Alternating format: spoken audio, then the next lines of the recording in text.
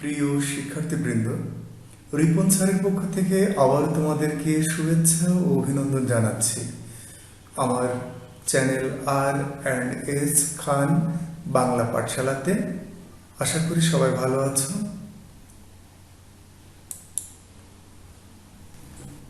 আজ আমরা আলোচনা করব একাদশ ও দ্বাদশ শ্রেণীর একটি বিখ্যাত ছোট গল্প অপরিচিতা। লেখক রবীন্দ্রনাথ ঠাকুর।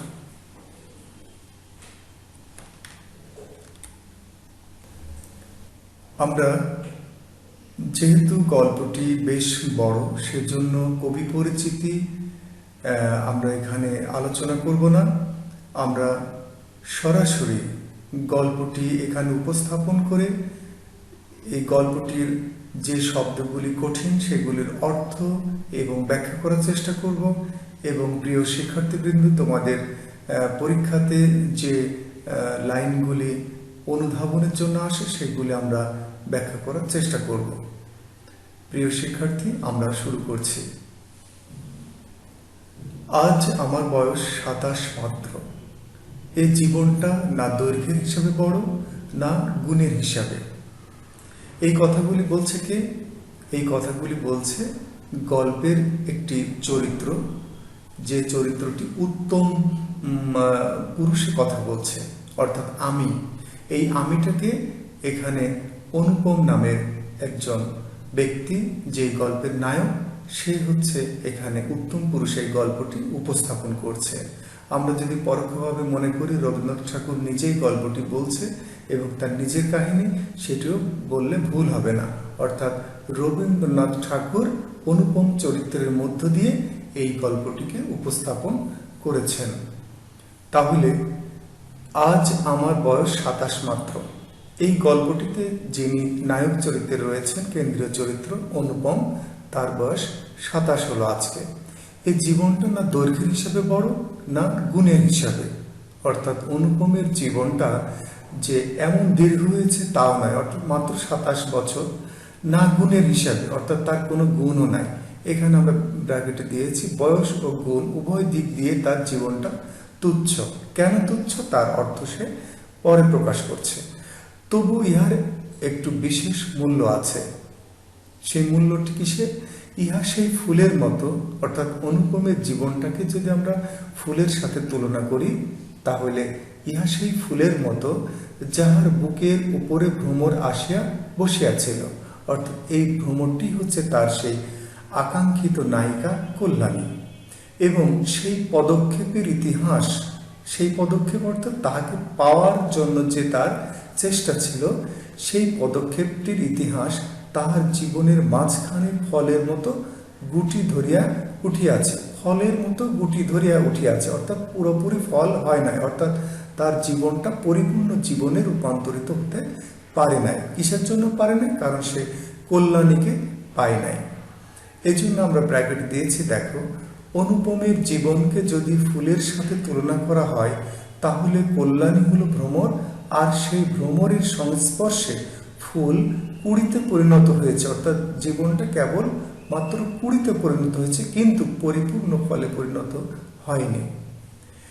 সেই ইতিহাসটুকু আকারে ছোট। কোন ইতিহাসটুকু? ওই যতটুকু কল্যাণীকে সে যতটুকু পেয়েছিল, অর্থাৎ 20টুকু ফল হয় নাই, সেই 20টুকু তাহাকে ছোট করিয়াই লিখিব। অর্থাৎ তার সেই সময়টা খুবই অল্প সময় ছিল।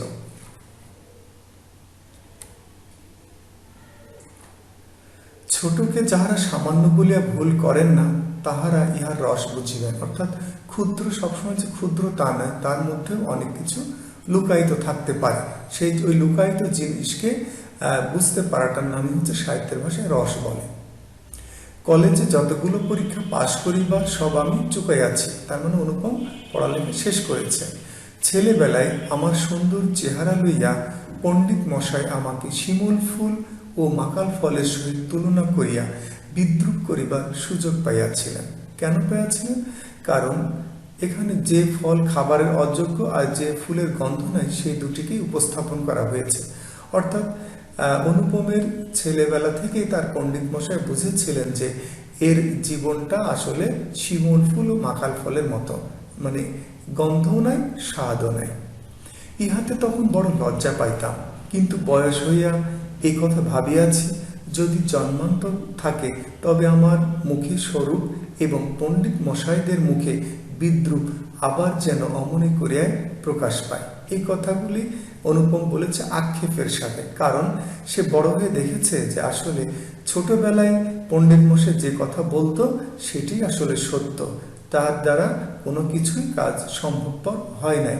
সেজন্য বলছে আমার মুখে সুরভ, তার মানে আমি দেখতে সুন্দর কিন্তু কোনো গুণ নাই। সেজন্য বলছে আমার এমনই যেন হয়, আর পণ্ডিত মশাইদের মুখেও আমার বিদ্রুপ যেন আবার শুনিতে পায়, কারণ নিজের উপরে আক্ষেপ করেই সে এই কথা বলছে যেন পণ্ডিত মশাই কথা ঠিক ছিল এবং সেটি যেন আবার প্রকাশ পায়। আমার পিতা এককালে গরিব ছিলেন, ওকালতি করিয়া তিনি প্রচুর টাকা রোজগার করিয়াছেন, ভোগ করিবার সময় নিমেষ মাত্র পান নাই। মৃত্যুতে তিনি যে হাঁপ ছাড়িলেন সেই তার প্রথম অবকাশ। আমার তখন বয়স অল্প, মার হাতে আমি মানুষ। মা গরিবের ঘরের মেয়ে, তাই আমরা যে ধনী এ কথা তিনিও বলেন না, আমাকেও ভুলিতে দেন না। শিশুকালে আমি কোলে কোলেই মানুষ বোধ করি, সেজন্য শেষ পর্যন্ত আমার পুরোপুরি বয়সই হইল না। অর্থাৎ মার কোলে কোলে থাকতে সে এমন বয়সে বেড়েছে, কিন্তু তার যে বিবেক বুদ্ধি এবং নিজে স্বয়ংসম্পন্ন সেটা হতে পারে নাই বলেই সে বলছে যে পুরোপুরি বয়সে যেন হইল না। আজও আমাকে দেখিলে মনে হইবে আমি অন্নপূর্ণার কোলে গজাননের ছোট ভাইটি। অন্নপূর্ণা অর্থাৎ দেবী দুর্গা, তার বড় ছেলের নাম গজানন অর্থাৎ গণেশ, আর ছোট ভাইটি ছিল কার্তিক। আমরা পুরাণের কাহিনী থেকে জানতে পারি যে দেবী দুর্গার বড় ছেলে গণেশ একটু চঞ্চল প্রকৃতির ছিল, যার কারণে ভুল বোঝাবুঝিতে শিবের হাতে তার মাথা কাটা যায়। আর প্রকৃত মাথা কাটা যাওয়ার পরে তাকে আবার হাতির মস্তক তার মাথায় লাগিয়ে দেওয়া হয়, সেজন্য গণেশের মাথাটা হাতির মাথার মতো। তো সেজন্য দেবী দুর্গা আসলে চান না যে ছোট ছেলেটিও যেন গজাননের মতো না হয়, সেজন্য সে কার্তিককে খুব চোখে চোখে রাখতেন এবং তাকে আসলে স্নেহ মমতা দিয়ে ভালো করার চেষ্টা করেছিলেন। আর এখানে অনুপমের আজ উপলব্ধি যেন আমি সেই কার্তিকের মতোই মায়ের কোলে কোলেই মানুষ।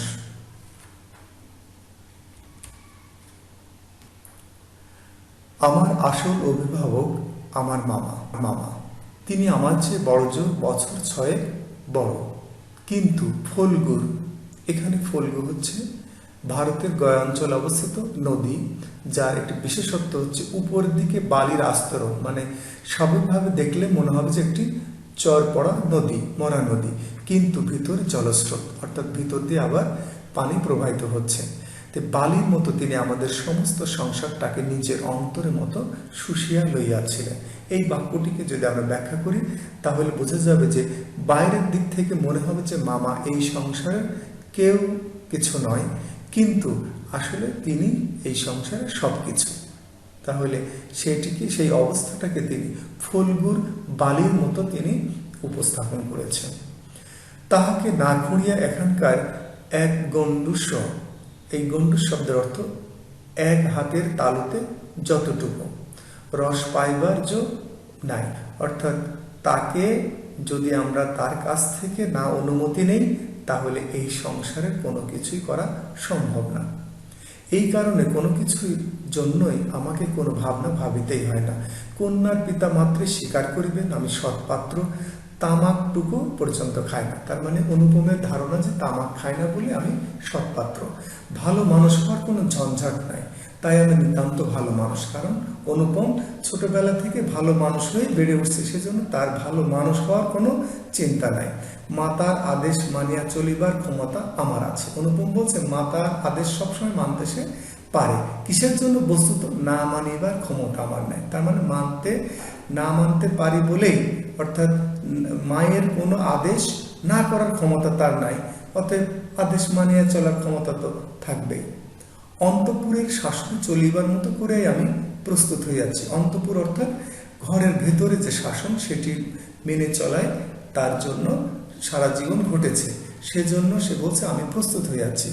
যদি কোনো কন্যা স্বয়ংবরা, স্বয়ংবরা শব্দের অর্থ যে মেয়ে নিজে বর পছন্দ করে, এমন যদি কোনো মেয়ে যে চান যে স্বামী তার কথায় উঠবে বসবে, অবশ্যই সে এই সুলক্ষণটি স্মরণ রাখিবেন, অর্থাৎ অনুপমকে অবশ্যই পছন্দ করিবেন।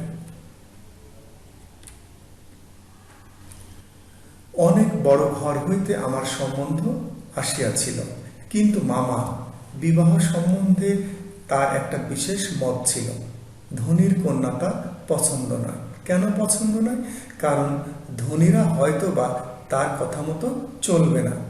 আমাদের ঘরে যে মেয়ে আসিবে সে মাথা হেঁট করে আসিবে, অর্থাৎ মাথা নিচু করে থাকবে, এই তিনি চান। অথচ টাকার প্রতি আসক্তি তার অস্থি মজ্জায় জড়িত।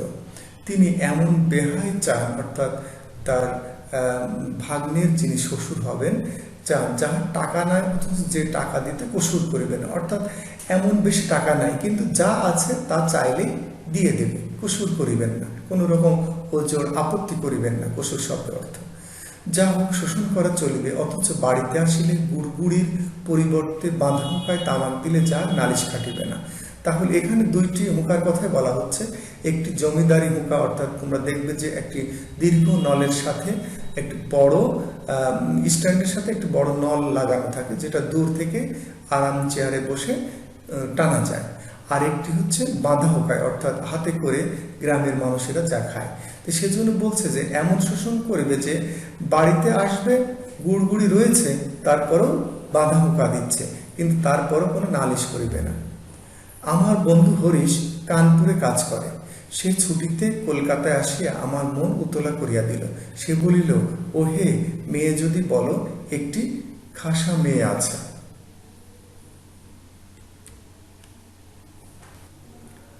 আমি হরিশকে বলিলাম, একবার মামার কাছে কথাটা পাড়িয়া দেখো। হরিশ আসর জমাইতে অদ্বিতীয়, তাই সর্বত্র তাহার খাতির। মামাও তাহাকে পাইলে ছাড়িতে চান না। কথাটা তার বৈঠকে উঠিল। মেয়ের চেয়ে মেয়ের বাপের খবরটাই তাহার কাছে গুরুতর। বাপের অবস্থা তিনি যেমন চান তেমনই। এককালে ইহাদের বংশে লক্ষ্মীর মঙ্গল ঘর ভরা ছিল, অর্থাৎ যিনি ধন সম্পদের দেবী তার ঘরটিকে মঙ্গল ঘর বলা হয়। এখন তাহা শূন্য বলিলেই হয়, অথচ তলায় সামান্য কিছু বাকি আছে।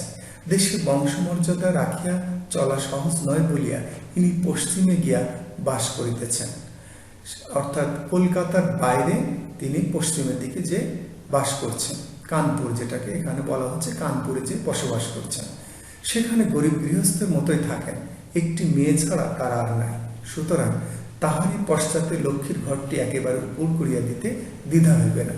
যেহেতু একটি মাত্র তার মেয়ে, সেজন্য তার যতটুকু ধন সম্পদ থাকবে তার স্বামীকেই সে, অর্থাৎ তার মেয়ের জন্য কল্যাণের জন্য স্বামীর ঘরে দিয়ে দেবে। এসব ভালো কথা, কিন্তু মেয়ের বয়স যে 15, তাই শুনিয়া মামার মন ভার হইল। বংশে তো কোনো দোষ নাই? না, দোষ নাই। বাপ কোথাও তার মেয়ের যোগ্য বর খুঁজিয়া পান না। তাহলে এখানে দেখতে পাচ্ছি যে আসলে কন্যার কোনো সমস্যা নেই, কিন্তু বাপ চাচ্ছেন যে একটি ভালো পাত্রের সাথে তার মেয়ের বিবাহ দিতে। এই জন্য এখানে রবীন্দ্রনাথ ঠাকুর লিখেছেন, একে তো বরের হাট মহার্ঘ, অর্থাৎ মহার্ঘ শব্দের অর্থ মহামূল্য। তার মানে ওই সময়ে সমাজে বরদের, অর্থাৎ ছেলেদের দাম ছিল অনেক বেশি।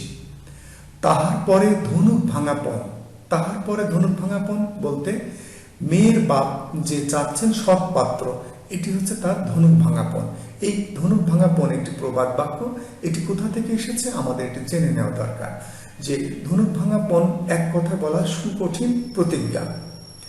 পুরাণে বর্ণিত মিথিলার রাজা জনক তার মেয়ে সীতার বিয়ের জন্য শিবের ধনুতে, অর্থাৎ মহাদেব শিবের একটি ধনুক ছিল, সেই ধনুতে জ্যা অর্থাৎ রশি, যে তোমরা সবাই জেনে থাকবে যে ধনুকে একটা বড় রশি থাকে যেটাকে জ্যা বলা হয়, এইটি সংযোগ করা আসলে কারোর পক্ষে, এমনকি অনেক দেবতারাও পারতেন না।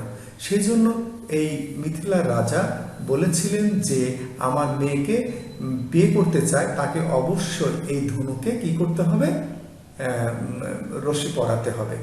এই পণ তিনি করেছিলেন বলে এই প্রবাদ বাক্যটির নাম হয়েছে ধনুক ভাঙা পণ। ঠিক মিথিলা রাজার মতো আসলে কল্যাণের বাবাও খুঁজতেছিলেন যে আসলে সৎ পাত্র না পেলে তিনিও তার মেয়েকে বিবাহ দেবেন না, অর্থাৎ সৎ পাত্র যে সেই তার মেয়েকে বিয়ে করতে পারবে, এই জন্য বলা হচ্ছে ধনুক ভাঙা পণ। কাজে বাপ কেবলই সবুর করিতেছেন, কিন্তু মেয়ের বয়স সবুর করিতেছে না।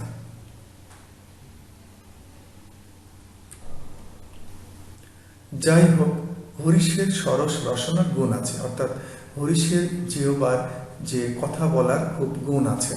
মামার মন নরম হইল, বিবাহের ভূমিকা অংশটা অর্থাৎ প্রথম পর্ব নির্বিঘ্নে সমাধা হইয়া গেল। কলকাতার বাহিরে বাকি যে পৃথিবীটা আছে সমস্তটাকে মামা আন্দামান দ্বীপের, অর্থাৎ এই দ্বীপটি হচ্ছে বঙ্গোপসাগরের একটি দ্বীপ, যার বিশেষত্ব হলো যে রাজবন্দীদেরকে নির্বাসন দেওয়া হতো। স্বদেশ আন্দোলনের সময় ইতিহাস বলে যে ওখানে যারা রাষ্ট্রদ্রোহী ছিল তাদেরকে কি করা হতো, ওই দ্বীপে নির্বাসন দেওয়া হতো, অর্থাৎ ওই দ্বীপের যারা তখন বসবাস করতো সবাইকে কি বলা হতো, আসামি বা খারাপ লোক বলা হতো। ঠিক মামার কাছে কলকাতার বাইরে যারা বসবাস করেন তাদেরকেও তিনি এরকম দোষী বা আসামি বলে সাব্যস্ত করেন। জীবনে একবার বিশেষ কাজে তিনি কন্যগড় পর্যন্ত গিয়েছিলেন। মামা যদি মনু হতেন, অর্থাৎ মনুকে হিন্দু ধর্মমতে বিশ্ববিধান রচয়িতা ঋষি, তিনি লিখেছিলেন কি মনু সংহিতা। এই মনু সংহিতা হচ্ছে হিন্দু পুরাণ অনুসারে যে পৃথিবীতে কেমন ভাবে চলতে হবে তার একটা বিধান তিনি রচনা করেছিলেন। তাহলে মামা যদি ওই মুনি ঋষি হতেন, অর্থাৎ মনু হতেন, তাহলে তিনি তার বিধানে অর্থাৎ সংহিতায় কি লিখে দিতেন, হাবড়ার পুল পার হওয়া যাবে না, কারণ হাবড়ার পুলের বাইরেই হচ্ছে কলকাতার বাইরের দেশ, আর ওখানে সব মানুষকে তিনি খারাপ চোখে দেখতেন বলেই কবির এখানে লেখকের উপলব্ধি যে আসলে মামা যদি নিজে বিশ্ববিধান রচনা করতেন তাহলে অবশ্যই তিনি বলতেন যে হাবড়ার পুল পার হওয়া যাবে না।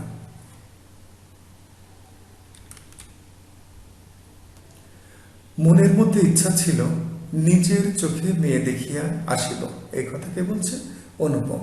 সাহস করিয়া প্রস্তাব করিতে পারিলাম না। কন্যাকে আশীর্বাদ করিবার জন্য যাহাকে পাঠানো হইল সে আমাদের বিনু দাদা, আমার পিস্তুত ভাই।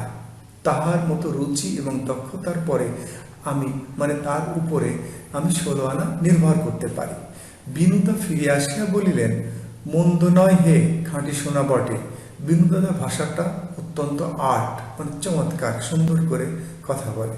যেখানে আমরা বলি চমৎকার, সেখানে তিনি বলেন চলনসই, অতএব বুঝিলাম আমার ভাগ্যে প্রজাপতির অর্থাৎ বিয়ের দেবতার সঙ্গে পঞ্চস্বরে প্রেমের দেবতার কোনো বিরোধ নাই।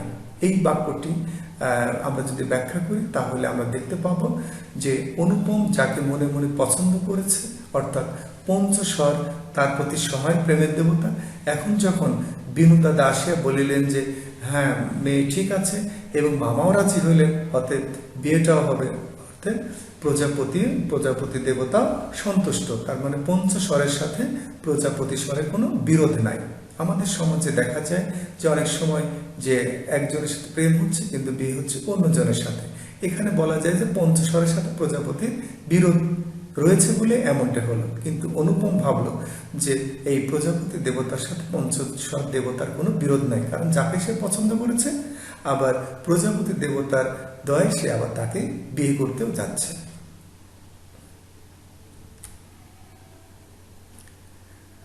পণ সম্বন্ধে দুই পক্ষে পাকাপাকি কথা ঠিক হইয়া গিয়াছিল। মামা নিজেকে অসামান্য চতুর বলিয়া অভিমান করিয়া থাকেন। কথাবার্তায় কোথাও তিনি কিছু ফাঁক রাখেন নাই। টাকার অঙ্ক তো স্থির ছিল, তারপরে গহনা কত ভরির এবং সোনা কত দরে হইবে সেও একেবারে বাধাবাধি হইয়া গিয়াছিল। আমি নিজে এ সমস্ত কথার মধ্যে ছিলাম না, জানিতাম না দেনা পাওনা কি স্থির হইল। মনে জানিতাম এই স্থূল অংশটাও অর্থাৎ যৌতুকটা বিবাহের একটা প্রধান অংশ, এবং সে অংশের ভার যার উপরে তিনি এক কড়াও ঠকিবেন, অর্থাৎ মামা কথা বলছেন, তিনি ঠকতে নারাজ, তিনি বুদ্ধির লড়াই জিতিবেন, এ একেবারে ধরা কথা। এই জন্য আমাদের অভাব না থাকিলেও এবং অন্য পক্ষের অভাব কঠিন হইলেও জিতিব। আমাদের সংসারের এই জেদ, ইহাতে যে বাঁচো আর যে মরো, অর্থাৎ মামার কথা, সে তার লাভের অংশ নেবেই, এতে কল্যাণীর বাবার ক্ষতি হোক আর যাই হোক এটি তাদের দেখার বিষয় নয়। গায়ে হলুদ অসম্ভব রকম ধুম পড়িয়া গেল। বাহক এত গেল যে, অর্থাৎ কল্যাণীদের বাসায় যে তাহার আদমশুমারি করিতে হইলে কেরানি রাখিতে হয়, অর্থাৎ মানে গায়ে হলুদেই এত লোক তারা গিয়েছিল। ব্যান্ড, বাঁশি, শখের কনসার্ট প্রভৃতি যেখানে যত প্রকার উচ্চ শব্দ আছে সমস্ত একসঙ্গে মিশাইয়া বর্বর কোলাহলের অত্যন্ত মানে চিৎকার চেঁচামেচির মাধ্যমে মত্ত হস্তি দ্বারা সঙ্গীত সরস্বতীর পদ্মবন, অর্থাৎ হাতি দ্বারা, পাগলা হাতি দ্বারা যেমন সরস্বতীর পদ্মবন নষ্ট করে ফেলেছিল, ঠিক তেমনি কল্যাণীর সাজানো গোছানো বাড়ি অর্থাৎ শম্ভুনাথের বাড়িটা এই গায়ে হলুদের লোকজন যে দলিত বিদলিত করিয়া আমি তো বিবাহে বাড়িতে গিয়া উঠিলাম, অর্থাৎ এটা হচ্ছে বরযাত্রীর দলের কথাই বলা হচ্ছে এখানে, যে তারা সবাই গেল। আংটিতে হাড়িতে জড়ি জহরাতে আমার শরীর যেন গহনার দোকান নিলামে চড়িয়াছে বলিয়া বোধ হইল। অর্থাৎ অনুপমের গায়ে এত পরিমাণ, সে ছেলে হিসেবেও তার গায়ে এত পরিমাণ গহনা দিয়েছে যেন তাকে নিলামে তুলছে বলে তার কাছে মনে হলো। তাহাদের ভাবি জামাইয়ের মূল্য যে কত, অর্থাৎ এই শম্ভুনাথ বাবুর জামাইয়ের যে মূল্য কত সেটি দেখানোর জন্য সর্বাঙ্গে স্পষ্ট করিয়া লিখিয়া ভাবি শ্বশুরের সঙ্গে মোকাবেলা করিতে চলিয়াছিলাম। অর্থাৎ তারা দেখাচ্ছে আমার ছেলেরই এত গহনা, অতএব তোমরা তোমাদের মেয়েদের গহনা কি পরিমাণ দিতে হবে এটা বুঝে নাও। আমি সভায় বসিবার কিছুক্ষণ পরেই মামা শম্ভুনাথ বাবুকে পাশের ঘরে ডাকিয়া লইয়া গেলেন। আমার একমাত্র লক্ষ্য ছিল তিনি কোনো মতেই কারো কাছে ঠকিবেন না। তার ভয়, তার বেহায় তাকে গহনায় ফাঁকি দিতে পারেন। বিবাহ কার্য শেষ হইয়া গেলে সে ফাঁকির আর প্রতিকার চলিবে না, অর্থাৎ বিয়ে শেষ হওয়ার পরে তো আর কোনো কিছু বলা যাবে না, অতএব যা করবে সে আগেই করবে। সেই জন্য বাড়ির ছ্যাকরাকে অর্থাৎ স্বর্ণ যাচাইকারীকে শুদ্ধ সঙ্গে আনিয়াছিলেন।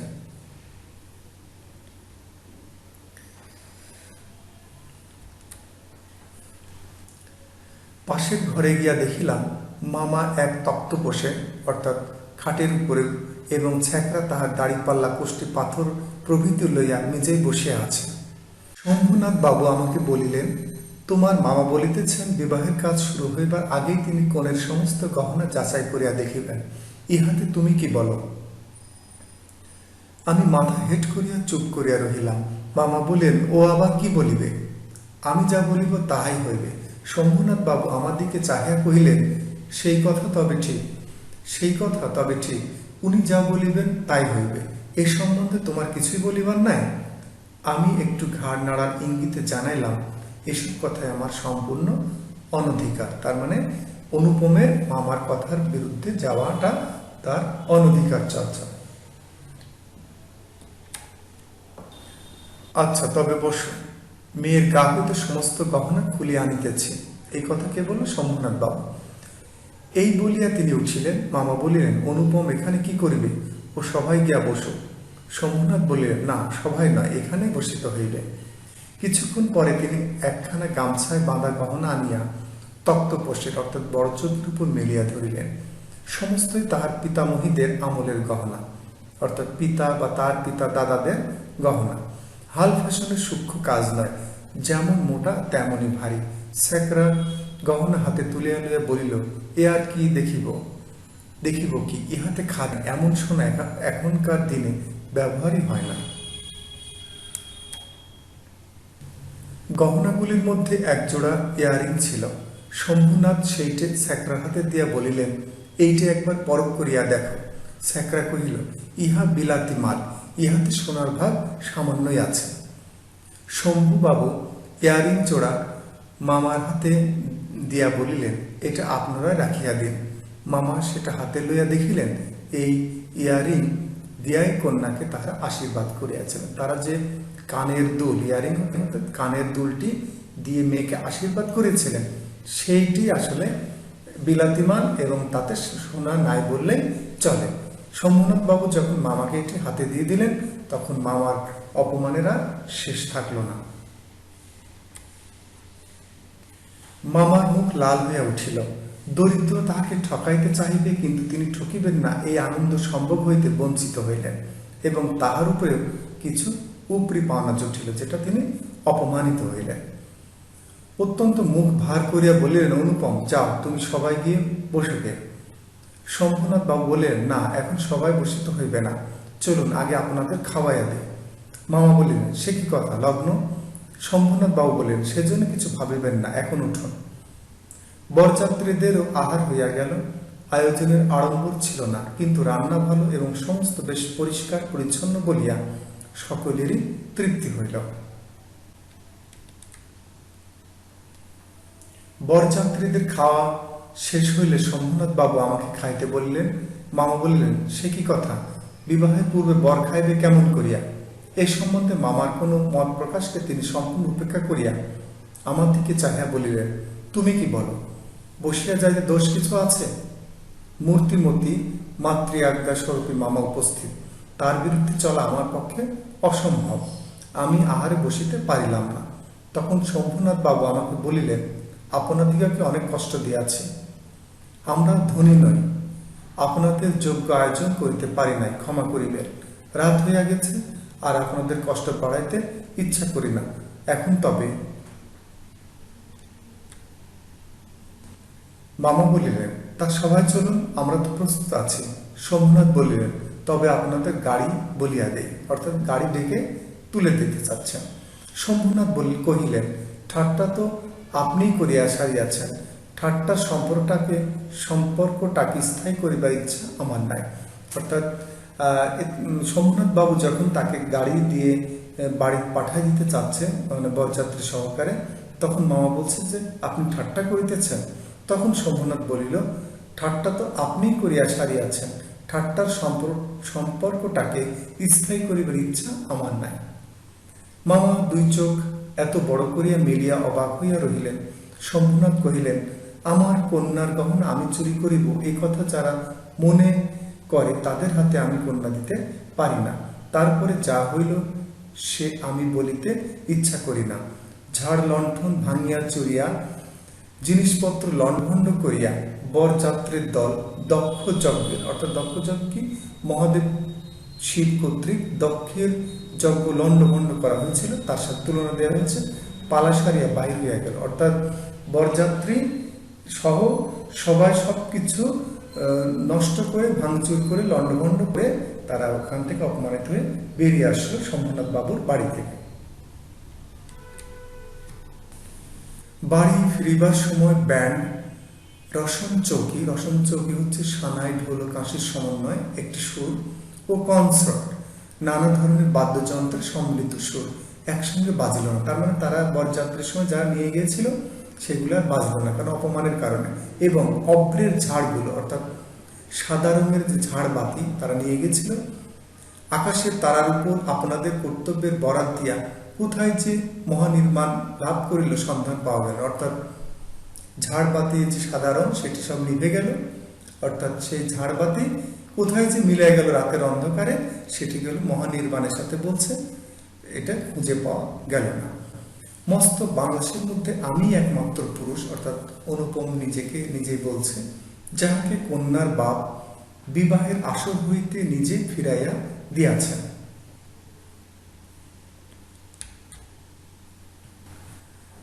বলা বাহুল্য, আমিও খুব রাগিয়াছিলাম। কোনো গতিকে শম্ভুনাথ ভীষণ জব্দ হইয়া আমাদের পায়ে ধরিয়া আসিয়া পড়েন। গভীর রেখায় তা দিতে দিতে এইটি কেবল কামনা করিতে লাগিলাম। কিন্তু এই আক্রোশের কালো রঙের স্রোতের পাশাপাশি আরেকটি স্রোত বহিতেছিল, যেটার রং একেবারে কালো নয়।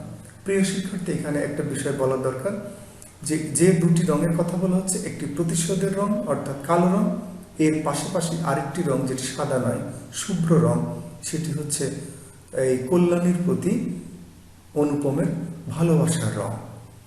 সমস্ত মন যে সেই অপরিচিতার পানে ছুটিয়া গিয়াছিল। অপরিচিতাকে সে কল্যাণী, যাকে সে চিনতে পারল না আজ পর্যন্ত।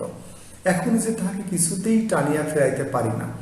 দেয়ালটুকুর আড়ালে রহিয়া গেল গো আমার কল্পলোকের কল্পলতাটি।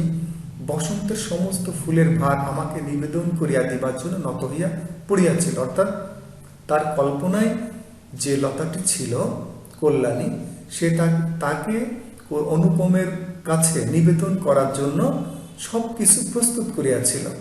সে কথা বলছে। হাওয়া আসে, গন্ধ পাই, পাতার শব্দ শুনি, মানে কল্যাণীর সম্পর্কে সে সব জানতে পারে, কল্যাণীর অবস্থা সম্পর্কে জানতে পারে।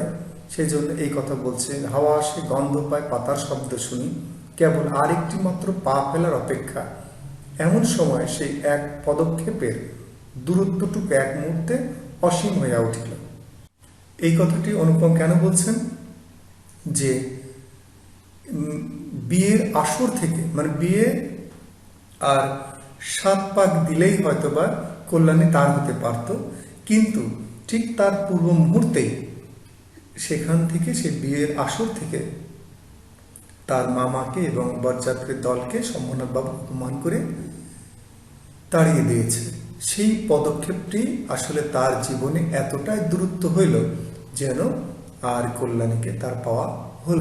সেজন্য বলছে যে এমন সময় সেই এক পদক্ষেপ, সামান্য একটু সময়ে দূরত্বটুকু যে এত দূরত্ব হয়ে উঠবে যে তাকে আর পাওয়া যাবে না, এটি আসলে তার মনের উপলব্ধি হয়েছে।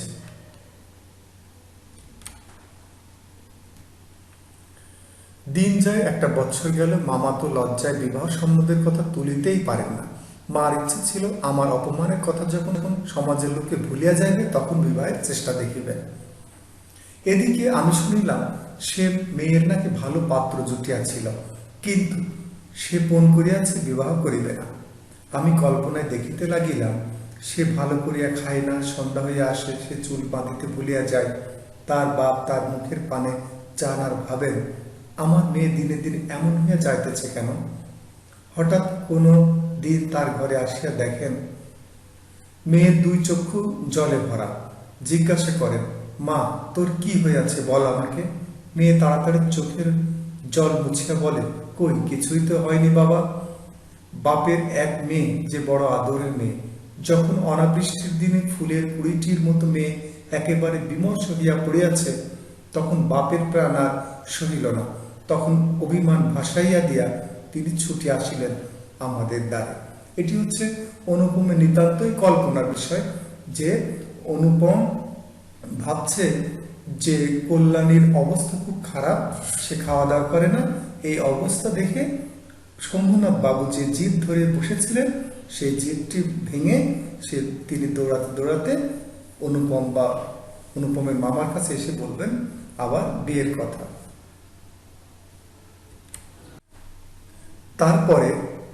তারপরে মনের মধ্যে সেই যে কালো রঙের ধারাটা বহিতেছিল, অর্থাৎ অপমানের ধারাটা, সে যেন কালো সাপের মতো রূপ ধরিয়া ফস করিয়া উঠিল। সে বলিল, বেশ তো, আর একবার বিবাহের আসর সাজানো হোক, আলো জ্বলুক, দেশ বিদেশের লোকের নিমন্ত্রণ হোক, তারপরে তুমি বরের টুপুর পায়ে দলিয়া দলবল লইয়া সভা ছাড়িয়া চলে আসো। তাহলে অনুপম মনে মনে ভাবছে যে এবারই হচ্ছে আমাদের প্রতিশোধ নেওয়ার একটা সুযোগ আসছে। এটা হচ্ছে তার একমাত্র কল্পনা। কিন্তু যে ধারাটি চোখের জলের মতো শুভ্র, অর্থাৎ এর বিপরীতে, সেই প্রতিশোধের বিপরীতে যে আরেকটি ধারা বহিতেছিল, ভালোবাসার ধারা, সেই ধারাটি চোখের জলের মতো শুভ্র। সে রাজহংসের রূপ ধরিয়া বলিল, এখানে একটি পৌরাণিক বিষয় রয়েছে যে রাজহংস নিষদ রাজ্যের রাজপুত্র নল এবং দময়ন্তীর প্রেমের ঘটক ছিল। অর্থাৎ সে রাজহাঁস উড়ে গিয়ে দময়ন্তীর পুষ্পবনে এই নিষদ রাজ্যের রাজপুত্র নল সম্পর্কে, তার ভালোবাসা সম্পর্কে দময়ন্তীকে জানিয়েছিল। ঠিক এখানে অনুপমের মনে হচ্ছে যে সে যদি সে রাজহংসের রূপ ধারণ করতে পারে, তাহলে যেমন করিয়া আমি একদিন দময়ন্তীর পুষ্পবনে গিয়াছিলাম, তেমনই করিয়া আমাকে একবার উড়িয়া যাইতে দাও, আমি বিরোহিনীর কানে কানে একবার সুখের খবরটা দিয়ে আসি। অর্থাৎ অনুপম ভাবছে যে ওই রাজহাঁস তার কাছে এসে বলছে, আমিও ঠিক তোমার ঘটনাটা কল্যাণীর কাছে যে বলে আসি, যেমন করে ওই রাজহাঁসটি বলেছিল নিষদ রাজ্যের রাজপুত্র নলের খবর কার কাছে, দময়ন্তীর কাছে যে পুষ্পবনে বলেছিল। এটিও নিতান্তই অনুপমের একটি কল্পনার বিষয়। তারপরে দুঃখের রাত পোহাইল, নববর্ষার জল পড়িল, ম্লান ফুলটি মুখ তুলিল। এবার সে দেয়ালটার বাহিরে হইল সমস্ত পৃথিবী, আর সবাই, আর ভিতরে প্রবেশ করিল একটি মাত্র মানুষ। তারপরে আমার কথাটি ফুরালো।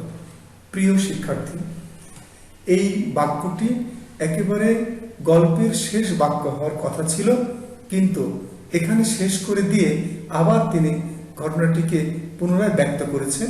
সেজন্য এই বাক্যটি আমাদের এভাবে বুঝতে হবে যে অনুপম কল্যাণীকে স্ত্রী হিসাবে পায় নাই, কিন্তু তার কাছাকাছি যে সে বসবাস করতে পেরেছে, তার সাথে কথা বলতে পারে, তার জগতের মধ্যে সে প্রবেশ করেছে, স্ত্রী হিসাবে না হলেও পাশাপাশি একজন প্রতিবেশী হিসাবে।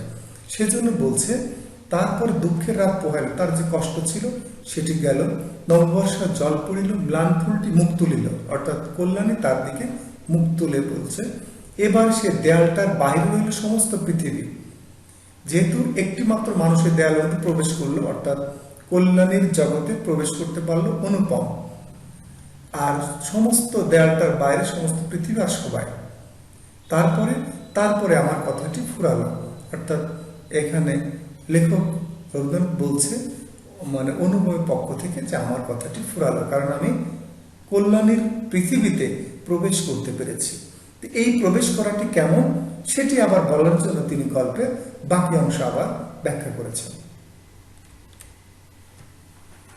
কিন্তু কথা এমন করিয়া ফুরাইল না, যেখানে আসিয়া তা অফুরান হইয়াছে সেখানকার বিবরণ একটুখানি বলিয়া আমার লেখা শেষ করিয়া দেয়। অর্থাৎ ওই যে তার দেওয়ালের মধ্যে প্রবেশ করলো কিভাবে, সেটি তিনি পাঠকদেরকে জানানোর জন্য আবার কিছুটা বর্ণনা দিতে চাচ্ছেন। মাকে লইয়া তীর্থে চলিয়াছিলাম, রেলগাড়িতে ঘুমাইতেছিলাম, আকাশের তারাগুলি চিরপরিচিত আর সবই অজানা অস্পষ্ট। স্টেশনের দ্বীপ কয়টা খাড়া হইয়া দাঁড়াইয়া আলো ধরিয়া এই পৃথিবীটাকে যে কত অচেনা এবং যাহা চারিদিকে তাহা যে কত বহু দূরে তাহাই দেখাইয়া দিতেছে। এমন সময়ে সেই অদ্ভুত পৃথিবীর অদ্ভুত রাত্রে কে বলিয়া উঠিল, শিগগির চলে আয়, এই গাড়িতে জায়গা আছে। মনে হইল যেন গান শুনিলাম। বাঙালি মেয়ের গলায় বাংলা কথা যে কি মধুর তাহা এমনই করিয়া অসময়ে অজায়গায় আচমকা শুনিলে তবে সম্পূর্ণ বুঝিতে পারা যায়। কিন্তু এই গলাটিকে কেবলমাত্র মেয়ের গলা বলিয়া একটি শ্রেণীভুক্ত করিয়া দেওয়া চলে না। এ কেবল একটি মানুষের গলা, শুনিলেই মন বলে ওঠে এমন তো আর শুনি নাই। আমি মনের মধ্যে গান শুনিতে শুনিতে চলিলাম, তাহার একটি মাত্র ধোয়া, অর্থাৎ গানের যে অংশ বারবার গাওয়া হয়, গাড়িতে জায়গা আছে, সেই ধোয়াটি গানের একটি লাইন বারবার তার কানের কাছে আসছে, সেটা হচ্ছে গাড়িতে জায়গা আছে। পরদিন সকালে একটা বড় স্টেশনে গাড়ি বদল করিতে হইবে। কোনো এক ফৌজের বড় জেনারেল সাহেব ভ্রমণে বাহির হইয়াছেন। 2-3 মিনিট পরেই গাড়ি আসিল। বুঝিলাম ফার্স্ট ক্লাসের আশা ত্যাগ করিতে হইবে। মাকে লইয়া কোনো গাড়িতে উঠি সে এক বিষম ভাবনায় পড়লাম। সব গাড়িতেই ভিড়, দাঁড়িয়ে দাঁড়িয়ে উকি মারিয়া বেড়াইতে লাগিলাম। এমন সময় সেকেন্ড ক্লাসের গাড়ি হইতে একটি মেয়ে আমার মাকে লক্ষ্য করিয়া বললেন, আপনারা আমাদের গাড়িতে আসুন না, এখানে জায়গা আছে। আমি তো চমকে উঠিলাম। সেই আশ্চর্য মধুর কণ্ঠ এবং সেই গানের ধোয়া, জায়গা আছে। ক্ষণমাত্র বিলম্ব না করিয়া মাকে লইয়া গাড়িতে উঠিয়া পড়িলাম। জিনিসপত্র তুলিবার প্রায় সময় ছিল না। আমার মতো অক্ষম দুনিয়ায় নাই। সেই মেয়েটি কুলিদের হাত হইতে তাড়াতাড়ি চলতি গাড়িতে আমাদের বিছানাপত্র টানিয়া লইল। আমার একটা ফটোগ্রাফ তুলিবার ক্যামেরা স্টেশনে পড়িয়া রহিল, গ্রাহ্যই করিলাম না। এবার সেই সুরটিকে চোখে দেখিলাম। কোন সুর? সেই জায়গা আছে যে কণ্ঠ সে শুনেছিল, সেই সুরটিকে সে এবার চোখে দেখছে, অর্থাৎ মেয়েটিকে দেখতে পাচ্ছে। তখনও তাহাকে সুর বলিয়া মনে হইল। মায়ের মুখের দিকে চাহিলাম, দেখিলাম তার চোখে পলক পড়িতেছে না, অর্থাৎ তার মা অপলক দৃষ্টিতে মেয়েটিকে দেখছে। মেয়েটির বয়স 16 কি 17 হইবে, কিন্তু নবযৌবন ইহার দেহে মনে কোথাও যেন একটু ভার চাপাইয়া দেয় নাই, অর্থাৎ সে এখনো বাচ্চাদের মতো চঞ্চল। ইহার গতি সহজ, চলাফেরা খুব সহজ, দীপ্তি নির্মল স্বচ্ছ, তার যে গায়ের উজ্জ্বল সেটা হচ্ছে স্বচ্ছ, সৌন্দর্যের সূচিত অপূর্ব, অর্থাৎ সৌন্দর্যের পবিত্রতা, তার মানে তার পবিত্রতায় তার হচ্ছে সৌন্দর্য। ইহার কোনো জায়গায় কিছু জরিমা মানে জড়তা নেই, তার মানে সর্বাংশে সে সুন্দর একটি মেয়ে বর্ণনা দিচ্ছে আর কি।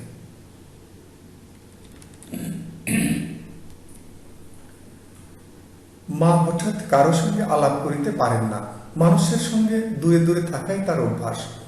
এই মেয়েটির পরিচয় লইতে তার খুব ইচ্ছা, কিন্তু স্বাভাবিক বাধা কাটাইয়া উঠিতে পারিতেছিলেন না। কানপুরে গাড়ি আসিয়া থামিল, মেয়েটি জিনিসপত্র বাঁধিয়া প্রস্তুত। স্টেশনে একটি হিন্দুস্থানি চাকর ছুটি আসিয়া ইহাদিগকে নামাইবার উদ্যোগ করিতে লাগিল। তখন মা আর থাকিতে পারিলেন না, জিজ্ঞাসা করিলেন, তোমার নাম কি মা? মেয়েটি বলিল, আমার নাম কল্যাণী। শুনিয়া মা এবং আমি দুজনেই চমকিয়া উঠিলাম। তোমার বাবা? তিনি এখানকার ডাক্তার, তাহার নাম শম্ভুনাথ সেন। তারপরে সবাই নামিয়া গেল। মামার নিষেধ অমান্য করিয়া মাতৃ আজ্ঞা ঠেলিয়া তারপরে আমি কানপুরে আসিয়াছি। কল্যাণীর বাপ এবং কল্যাণীর সঙ্গে দেখা হইয়াছে, হাত জোড় করিয়াছি, মাথা হেট করিয়াছি। শম্ভুনাথ বাবুর হৃদয় গলিয়াছে। কল্যাণী বলে, আমি বিবাহ করিব না। তার মানে এদিকে অনুপম চলে আসছে, মাতৃ আজ্ঞা অর্থাৎ মামার দিকের যে নিষেধ অমান্য করিয়া সে কানপুর এসেছে মায়ের সঙ্গে, আর কল্যাণীর বাবাকে সে বোঝাতে সক্ষম হয়েছে, হাত জোড় করেছে এবং কল্যাণীর বাবা রাজি হয়েছে, কিন্তু কল্যাণী বলে, আমি বিবাহ করিব না। আমি জিজ্ঞাসা করিলাম, কেন?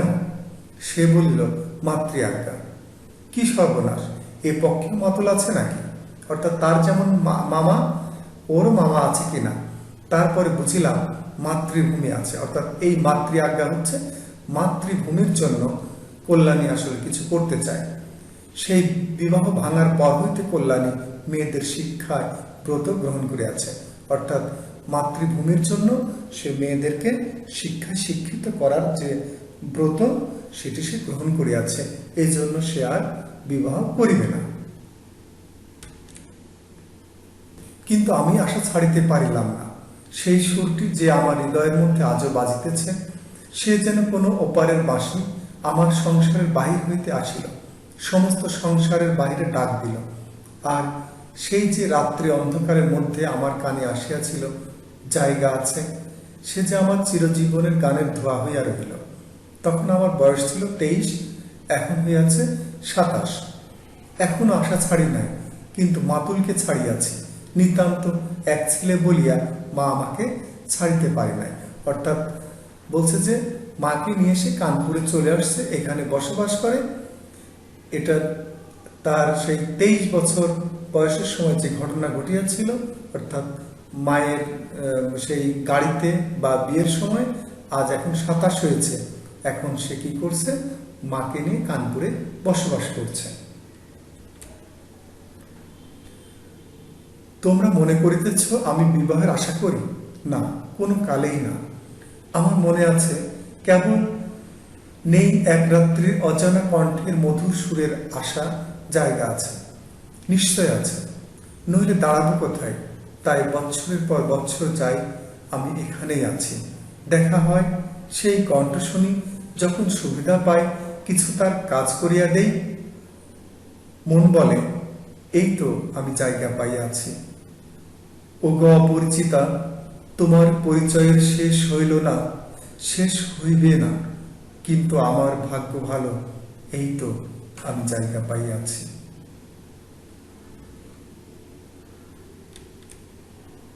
ধন্যবাদ প্রিয় শিক্ষার্থীবৃন্দ।